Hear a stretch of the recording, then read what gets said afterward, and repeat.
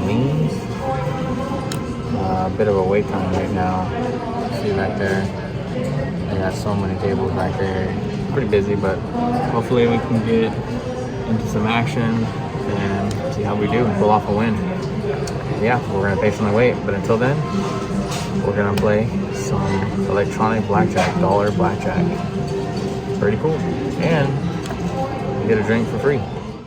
Oh yeah, blackjack strategy is on point.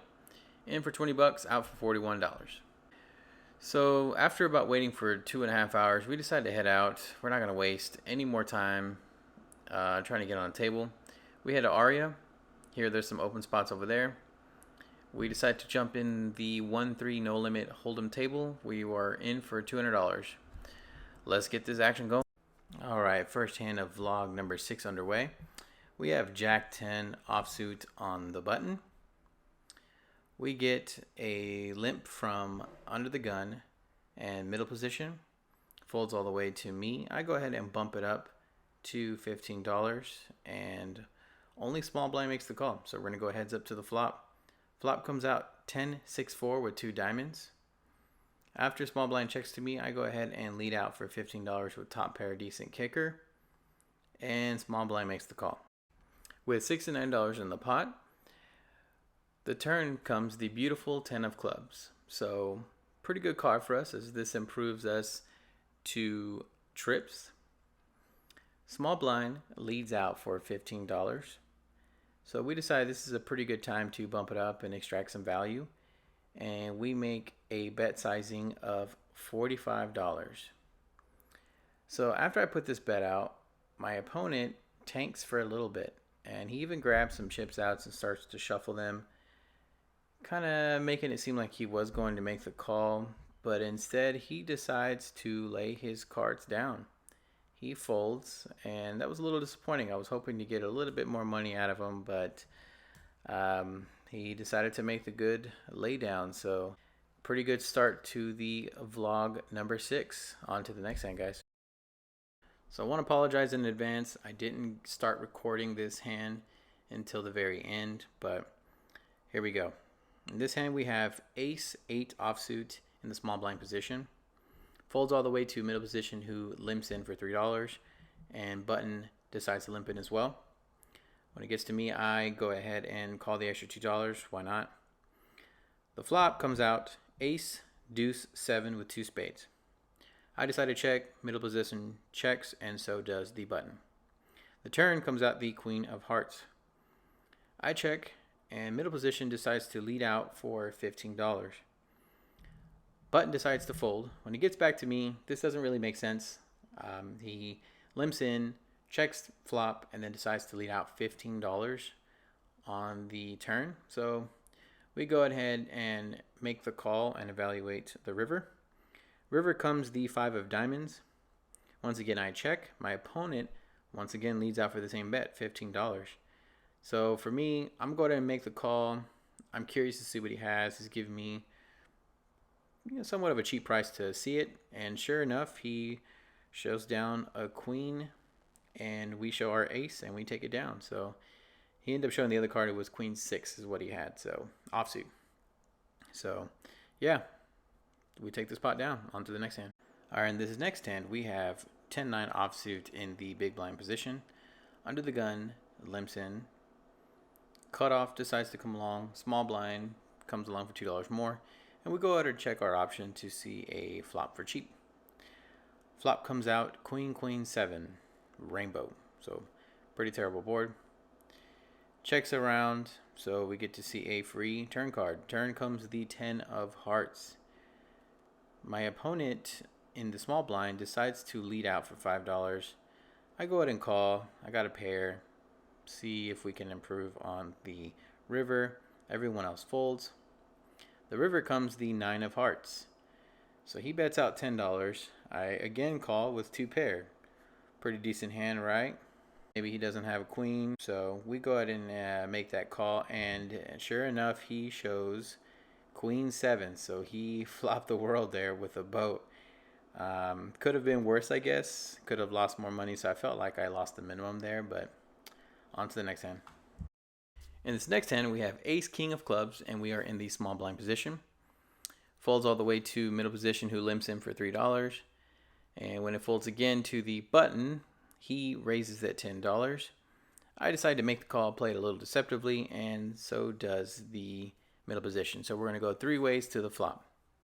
The flop comes out king, ace, 6, rainbow. So pretty good board for our hand for sure. But we hit this board a little too hard, I think. So we go ahead and check. Middle position checks as well. And the initial raiser of the button leads out for $20.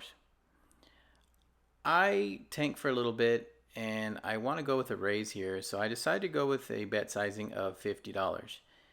Middle position, as you can see, folds pretty quickly. And when it gets back to the button, he insta-folds. I find this a little disappointing. I was expecting to get some kind of a call at least. Maybe he can see what he can hit on the turn. Maybe he would improve. But yeah, I was a little disappointed there. I felt like I made the minimum there, but I don't know. I'd like to hear your thoughts, guys. What do you think I should have done differently, or maybe I played it right? Was I playing it a little too aggressively? I'd like to hear from you guys. Please let me know. Comment down below.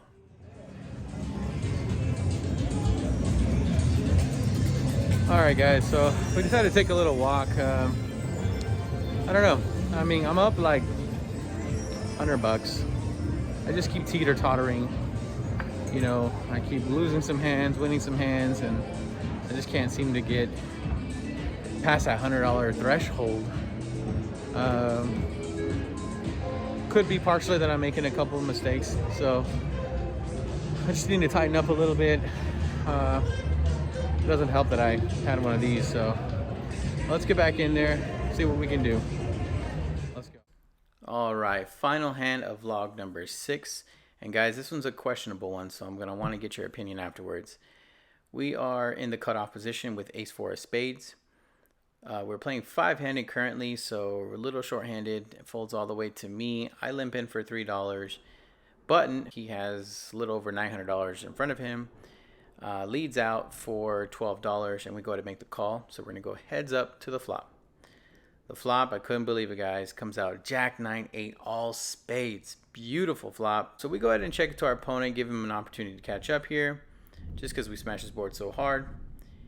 He leads out for $15, so no brainer here. We're going to go ahead and just make the call and play this a little deceptively. The turn comes out the 5 of diamonds. Once again, I check to my opponent, pretty safe card for us. And he bets out $20. We go ahead and make the call.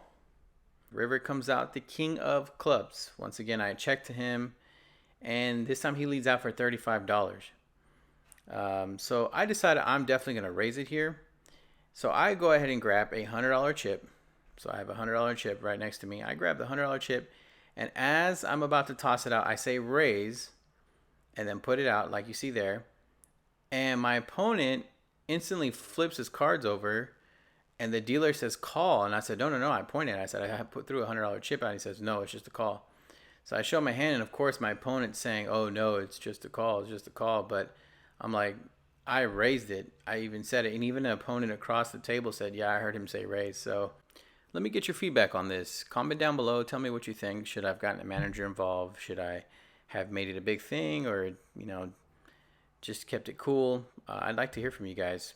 Please let me know what you would have done differently. Alrighty, shortly after we head out, and I buy in the game for $200 as mentioned earlier, and cashed out for $375, so a profit of $175. Not a bad little session there here at Aria. Really enjoyed that poker room, really enjoyed this trip overall with my good friend Joey there that you see. Afterwards I tell him, hey, there's a really good taco spot on the strip, let me take you there. And that's where we're heading to. So here in a little bit, that'll be the next thing that you see. Best tacos in town, baby. Oh yeah.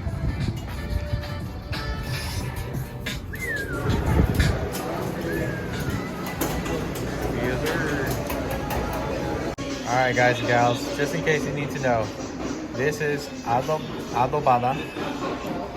This is like a crema avocado, so avocado cream. This is buche, which is basically like tripa. This is suadero, very, very tender meat. And this is cabeza, so the head of the cow. Super delicious, guys. If you ever come here, Tacos El Gordo, these are the tacos I recommend. This concludes vlog number 6. Thank you so much, guys, for tuning in. If you could do me a solid and hit the like button, I'd truly appreciate it, as well as the subscribe button. For those who have already subscribed, thank you so much from the bottom of my heart. I truly appreciate it. And those who haven't, it would mean the world if you did. Until next time, peace out, guys.